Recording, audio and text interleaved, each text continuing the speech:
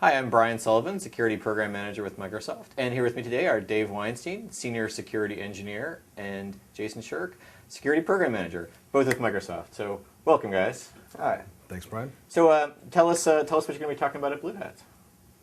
So we've done a whole lot of research around the area of fuzzing. I actually own fuzzing strategy here at Microsoft, and Dave is one of my developers who works heavily on it. And usually against Jason. Now, before you guys get too far into it, if someone's watching who doesn't really understand what fuzzing means. There are a lot of technical terms, but fuzzing essentially means you're throwing garbage at the program and waiting to see how it falls over. If you've never done any security work on it, the usual answer is it falls over remarkably quickly. The technical description we usually give, it's the deliberate use of malformed data to find vulnerabilities in software. In practice, something that's never been hardened, you can send pure random data at and have it explode. That's great if you're the security guy or the tester. If you're the developer, you usually have a slightly different view of how things went. Right. Really? So they just fall over that easy? Oh, look, people don't write parsers very well, but we put parsers in almost everything we do. And it's even worse if you own both halves. I own the code that writes the file. I also wrote the code that reads the file. I know what the valid values are. I'm going to write them out and read them in. And in a lot of software, you've got tools. You never actually touch the file directly. You use a tool that touches the file. And historically speaking, if you were going through development on a shipping product and someone said, hey, this file causes the software to crash. Whoa, why did the tool write it? Oh, no, the tool didn't write it. I just generated one. Okay, we're not fixing that. That's not a bug. We only take data. And the problem is attackers don't play by those rules. So you wrote the data one way and read it the same way and everything is fine. If you've got an attacker, if you've got a bad guy out there trying to take advantage of you, they're going to break all those rules and you're going to explode in unpleasant ways. So if you look at it, people generally don't handle the error case well. So most software development, there's positive testing done, where they test to make sure that the software does certain things. We're in the business of negative testing, where we make sure that the software only does those things that it's supposed to do, and we look for everything else. The easiest way to think of it is, we're pretty clear on the fact that if it's supposed to do something and it doesn't, that's a bug.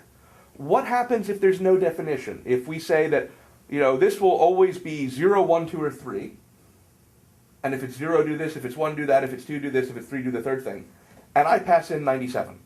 Or an A. Or an A, or anything else. And generally, you can see those red areas. They'll say, if this is not true, the results are undefined. Undefined being, developer speak for, something's going to happen, and I take no responsibility for it, and it's your own fault, and don't talk to me.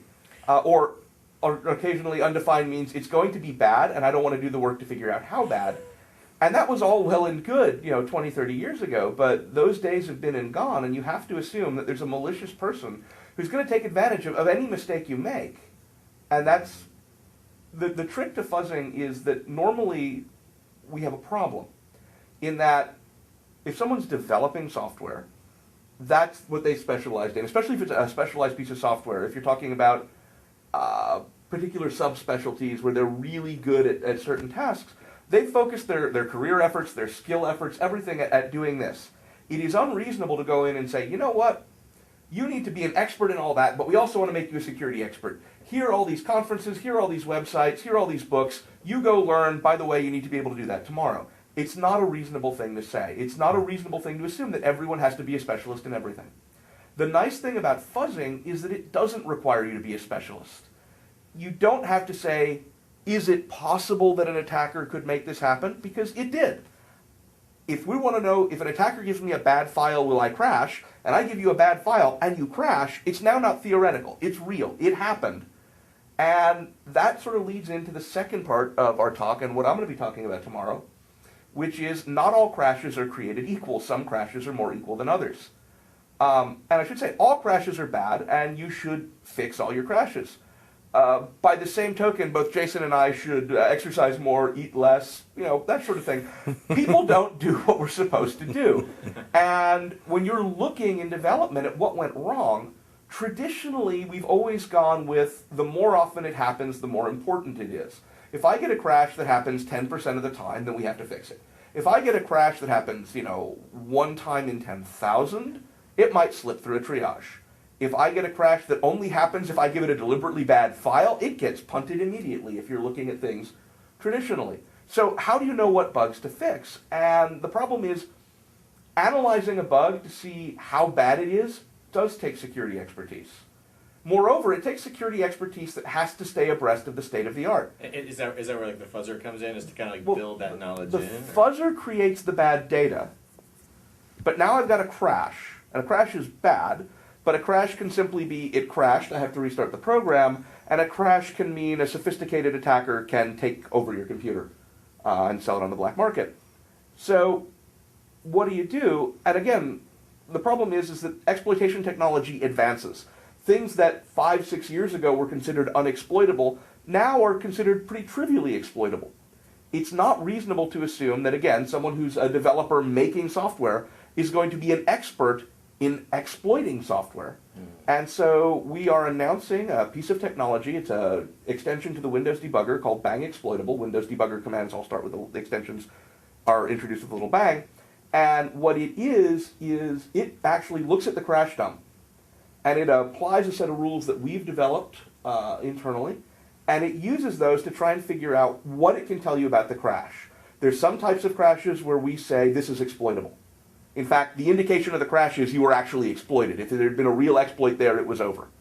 There's some things that we'll say are probably exploitable. We believe that a skilled attacker could make this work. There are a lot of things where we say we don't know. A human has to look at it. And there are a handful of things, like a divide by zero, where we say, you know what, that's probably not exploitable. We'll never say anything isn't exploitable because the state of the art gets better. But what we're trying to do is say, look, if it's exploitable or probably exploitable, fix it. If it's unknown, investigate it. If it's a divide by zero, you should fix it. You should fix it, and if you're early in development, you really should fix it. And other than that, someone's going to have to make a call. The exciting news is, so we've been betaing this internally. The exciting news, which I guess we'll be announcing tomorrow, and people seeing it here will be discovering when the podcast goes live, is that we are going to release this extension outside of Microsoft in fiscal year 09, so between now and the end of June. Fantastic. That's excellent news. So okay, so we've got this great tool now that we're going to find out if the results of the fuzz are in fact exploitable. Mm-hmm. But there's an earlier question than that, which is, how do you fuzz? And more to the point, it's not like you send the program one malformed input and it'll automatically break, right? Not automatically. I mean, like the odds are slim, right? So we automate the process very heavily. We'll take the example of a web page where we have a field that is looking for age, a field that's looking for a yes, no, and a hidden field. Okay, and it's the age field is pretty easy to define. It's going to be some number between probably 1 and a 3-digit number. Right, the yes, no field should just be a Y or an N or a yes or a no. We shouldn't accept any other data. And the hidden field, we really don't know what that is. If you're looking at the page. And so you're expecting particular inputs. So we would build a tool that would go in and let's try a negative number. Let's try a special character. Let's try for the age field a 40-digit number. Let's see what happens. Let's send it letters. And you automate across all the fields with these fuzzers to figure out the bad things that are going to happen. And how much do you, because there's literally an infinite number of different ways to test that, right? And primarily, what most of the fuzzers that are used are probabilistic fuzzers. They toss random numbers and do something. The third part of our talk actually is how do you know when you've fuzzed enough? And unfortunately, the drawback to any kind of a probabilistic attack is, by definition, you haven't exhausted the problem space. Theoretically, if you tried every single permutation, it would work, but you're also looking at a test cycle that approaches the heat death of the universe. Maybe great for job security, with the economy, people might want to make a play that we have to keep testing until, the Earth is enveloped by the sun, but not really practical if you actually want to ship software. And so we go into some actual heuristic measurements that we've done on what the curve looks like, how things look, and what are good rules of thumb for when you're done fuzzing. But to answer your earlier question, it's important not to overthink what you do to the data. I mean, something as simple as going through and 1 in a million times inverting a bit in just data is enough to cause exploitable crashes on something that's never been hardened before. Taking a string and traditionally people inject just a huge number of capital A's. There they go, right through the system. There are a lot of things, but fuzzing really is random garbage. And there are ways you can make it smarter. For example, you have to get the bad data to whatever component it is you're trying to test. So, for example, if you are reading an XML file, which, I think at this point every piece of new software written in the last 5 years reads some form of XML.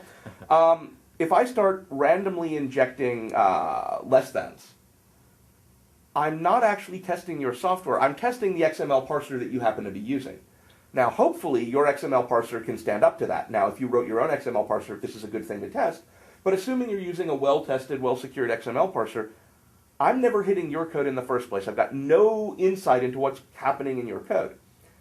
So what I'd want to do then is I'd want to write a fuzzer that was smart enough to say, okay, here's the value of the XML tag. I want to fuzz that. Here's an attribute. I want to fuzz that. What happens if I delete this tag? What happens if I copy this tag multiple times? But again, the key thing in fuzzing is you have to get the bad data to the parser that you're attacking. But I want to take this opportunity to talk people out of trying to write your own XML parsers. There are a lot of excellent XML parsers out there, so please. The wheel is already nice and round. There's really no need to make your own. Right. So we base some of our data on kind of when you know you can stop, on particularly our Vista fuzzing push, which was about 350 million fuzzing iterations, which is a pretty large data set. That's a big set. We certainly got some interesting information out of that. So you mentioned some heuristics. So can you talk about that? Are you willing to share the numbers? Sure, we'll talk a little bit about it. Leave us something for the slide deck. We want people to go and download the presentation and see us in all our splendor. That's fine. Give us a little bit of a tease. Okay. Right, but we can say that we fuzzed across about 250 different parsers. And there's some really interesting data about at what point in fuzzing, how many iterations in, you kind of reach, not critical mass, but a point of diminishing returns for buggy parsers and for all the bugs that you may find. So and it's those like two numbers most are really of the different. bugs you're going to find, you find pretty early Well, in the process? Not necessarily, no. That's not true. You can literally say you fuzz 100,000 times and you find nothing, and you fuzz 7 times and you find 2 major crashes. That's the downside to a probabilistic approach. Now, what we can say is, of all the bugs we found, this is how they came out on the curve. Yes. We can't, by definition, can't say we found all the bugs. And the real question on when have you fuzzed enough is not should you stop fuzzing, because if you can, it's always a good thing to get more data. The question is, what's the most effective use of your time? Because, again, in a real world, you have a limited amount of time, you have a limited amount of hardware, you've got a limited amount of developer and test attention.